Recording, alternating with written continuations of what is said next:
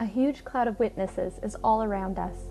So let us throw off everything that stands in our way. Let us throw off any sin that holds on to us so tightly, and let us keep on running the race marked out for us. Let us keep looking to Jesus. He is the one who started this journey of faith, and He is the one who completes the journey of faith. He paid no attention to the shame of the cross. He suffered there because of the joy He was looking forward to. Then He sat down at the right hand of the throne of God. He made it through these attacks by sinners. So think about Him. Then you won't get tired. You won't lose hope. You struggle against sin, but you have not yet fought to the point of spilling your blood. Have you completely forgotten this word of hope? It speaks to you as a father to his children. It says, "My son, think of the Lord's training as important. Do not lose hope when He corrects you. The Lord trains the one He loves. He corrects everyone He accepts as His son." Put up with hard times. God uses them to train you. He's treating you as His children. What children are not trained by their parents? God trains all His children. But what if He doesn't train you? Then you are not really His child. You're not God's true sons and daughters at all. Besides, we have all had human fathers who trained us. We respected them for it. How much more should we be trained by the Father of spirits and live? Our parents trained us for a little while. They did what they thought was best. But God trains us for our good. He does this so we may share in His holiness. No training seems pleasant at the time. In fact, it seems painful. But later on, it produces a harvest of godliness and peace. It does this for those who have been trained by it. So put your hands to work.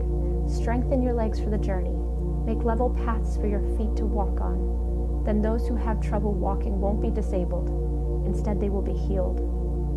Try your best to live in peace with everyone. Try hard to be holy. Without holiness, no one will see the Lord. Be sure that no one misses out on God's grace.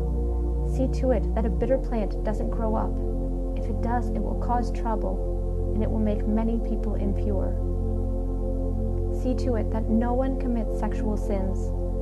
See to it that no one is godless like Esau.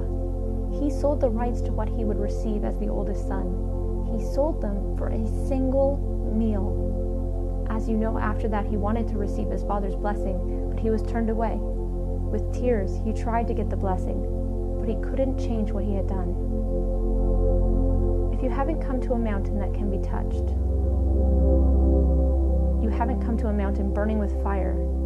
You haven't come to a mountain that can be touched. You haven't come to a mountain burning with fire.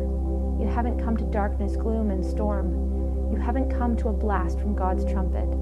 You haven't come to a voice speaking to you. When people heard that voice long ago, they begged it not to say anything more to them. What God commanded was too much for them. He said, "If even an animal touches the mountain, it must be killed with stones." The sight was terrifying. Moses said, "I am trembling with fear." But you have come to Mount Zion. You have come to the city of the living God. This is the heavenly Jerusalem. You have come to a joyful gathering of angels. There are thousands and thousands of them. You have come to the church of God's people. God's first and only Son is over all things. God's people share in what belongs to His Son. Their names are written in heaven. You have come to God, who is the judge of all people. You have come to the spirits of godly people who have been made perfect. You have come to Jesus. He is the go-between of a new covenant. You have come to the sprinkled blood. It promises better things than the blood of Abel. Be sure that you don't say no to the one who speaks. People did not escape when they said no to the one who warned them on earth. And what if we turn away from the one who warns us from heaven? How much less will we escape? At that time his voice shook the earth, but now he has promised, "Once more I will shake the earth. I will also shake the heavens." The words "once more" point out that what can be shaken can be taken away. I'm talking about created things. Then what can't be shaken will remain. We are receiving a kingdom that can't be shaken. So let us be thankful. Then we can worship God in a way that pleases Him.